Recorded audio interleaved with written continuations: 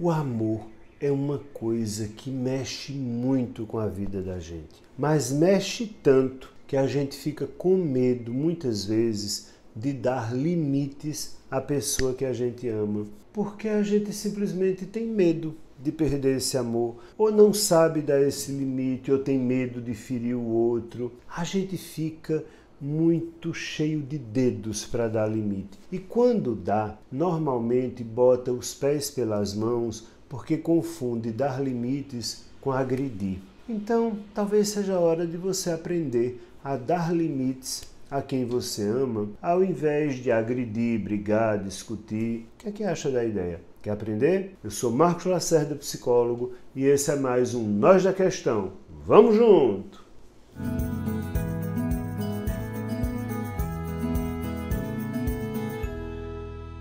O meu limite termina quando o do outro começa. Quem nunca ouviu essa frase? Mas você também já ouviu outra frase. O amor nos torna uma única carne. Se vira uma única carne, cadê o limite? Então, essa é a questão. É quando a gente se funde com o outro e fusão rima com confusão. Aí você começa a se confundir e não sabe mais dizer: para, bebê! Para, porque o meu limite é aqui. Você só entra deste limite e chega até o meu corpo se eu assim quiser. Isso é o meu limite. Tudo bem, mas numa relação a dois, na hora das discussões, das divergências, das opiniões que não se batem, como é que eu freio? Como é que eu dou limite ao outro sem agredir necessariamente o outro? Tem alguns pontinhos que valem a pena você aprender. O primeiro ponto a ser observado é: considere a opinião de quem você ama.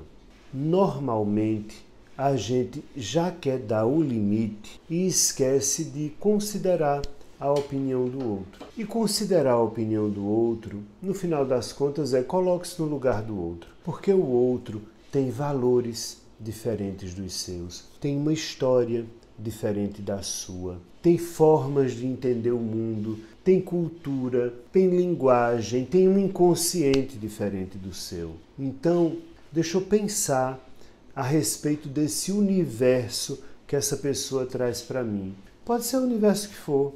Ah, a pessoa que eu amo fica calada e não responde. Ah, a pessoa que eu amo é grosseira e faz tal coisa. Tudo bem, considere essa opinião, tente entendê-la, em primeiro lugar, dentro do contexto dessa pessoa. Mais adiante você vai entender o que fazer com isso. Mas, em primeiro lugar, considere a opinião do outro. O outro pode ter uma opinião que se expressa verbalmente ou comportamentalmente. Não é só verbalmente que a minha opinião se expressa. Eu posso expressar uma opinião revirando os olhos, por exemplo, né? Ou então bufando.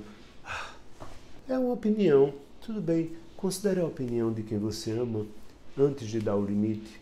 O segundo ponto é: considere as necessidades da pessoa que você ama.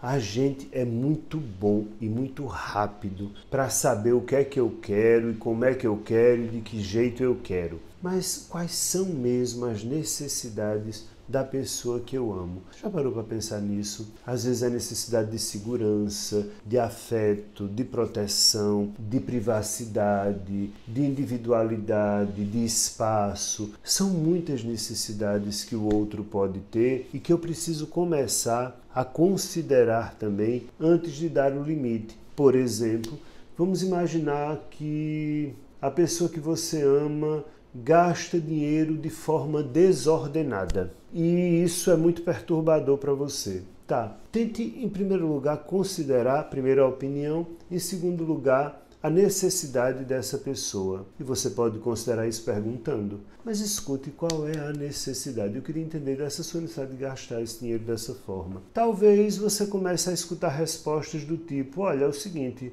eu acho que a gente só vive uma vez e eu não vou perder meu tempo juntando dinheiro. Meu pai passou a vida juntando o dinheiro da aposentadoria, morreu e o dinheiro ficou e ele não aproveitou nada e eu não quero isso para mim. Por exemplo, não estou dizendo que isso é certo ou que isso é errado. Eu estou dizendo que, em função da história de vida dessa pessoa, ela tem uma necessidade, que é a necessidade de usufruir pela ideia de que vai perder. Então, antes de dar limite ao outro, considere, primeiro, a opinião, segundo, a necessidade do outro. Qual é a necessidade que a pessoa tem de falar comigo de forma tão ríspida? Não é porque tem gente que tem essa necessidade mesmo. Não estou dizendo que isso vai ficar assim, estou dizendo só para você considerar. Tendo feito os dois primeiros, é hora agora de você argumentar sobre a opinião e a necessidade da pessoa que você ama. E aí sim, aí você começa a dar o limite. Na hora em que você, entendendo a opinião e a necessidade do outro, você argumenta. E neste argumentar entrará uma série de coisas, como a sua capacidade de dizer não. Desta forma, não é legal para mim. Não, eu entendo sua opinião, eu entendo a sua necessidade, mas eu preciso também que você entenda a minha opinião e a minha necessidade. Agora que eu entendi as suas, você precisa entender as minhas. E as minhas são as seguintes, é isso aqui. Você compreendeu? Então agora eu preciso lhe dizer, não, desse jeito não dá para mim. É preciso que a gente estabeleça um limite entre nós dois, porque nossa opinião e nossa necessidade está conflitando. E isso vai muito além simplesmente do nosso relacionamento. Isso fala de dois universos que estão colidindo. Então a gente precisa encontrar um caminho. E é aí que entra o quarto ponto. Coloca limite quem busca o consenso. Ou seja, depois de ter feito tudo isso que eu disse, aí é hora de você dizer, então, vamos encontrar o meio do caminho.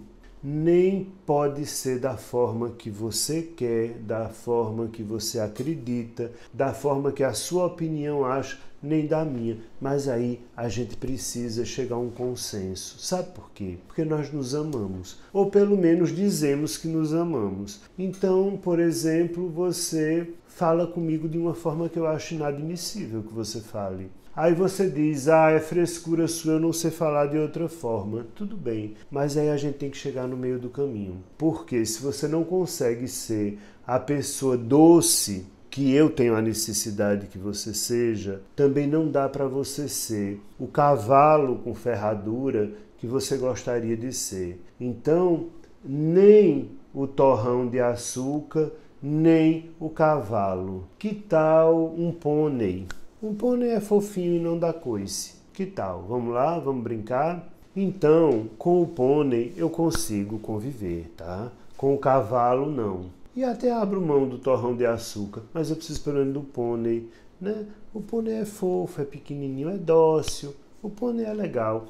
Até as crianças brincam com o pônei. Com o cavalo, não. Compreende? Então é preciso que você, para dar limites ao outro, no final das contas, considere esses itens, coloque os seus e busque o consenso. Porque de nada adianta transformar um relacionamento numa guerra de quem pode mais, numa luta por poder, numa disputa por quem manda aqui sou eu. Isso não faz o menor sentido. Partam sempre do princípio, e é preciso que você lembre isso à pessoa que você ama, que nós não somos inimigos. Nós somos amigos, e que você também pontue. Ou a gente chega num consenso, ou em algum momento essa relação vai se quebrar. Então, se você se importa que essa relação se parta, e eu também me importo com isso, eu acho bom que a gente faça o exercício do consenso. Isso vale para ser dito de um modo geral, mas sobretudo para aquelas pessoas que... não tô nem aí, que papo chato, não tô afim. Tudo bem, eu entendo que você não está afim, eu também não. Eu queria estar fazendo outra coisa, além de estar conversando isso com você. Isso também me enche o saco, enche o seu, mas enche o meu também. Agora, veja lá, ou a gente entra num consenso, ou qual é o contrário de consenso? Dissenso. Vai ter uma ruptura em algum momento.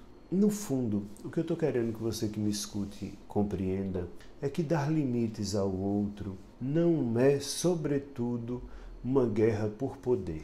Não é em nada quem manda aqui sou eu ou quem manda aqui é você. Dar limites ao outro é montar uma parceria aonde nem vale a minha opinião, nem a sua, nem vale a minha necessidade, nem a sua, mas a nossa, a que nós conseguimos construir juntos. Quer dar limites?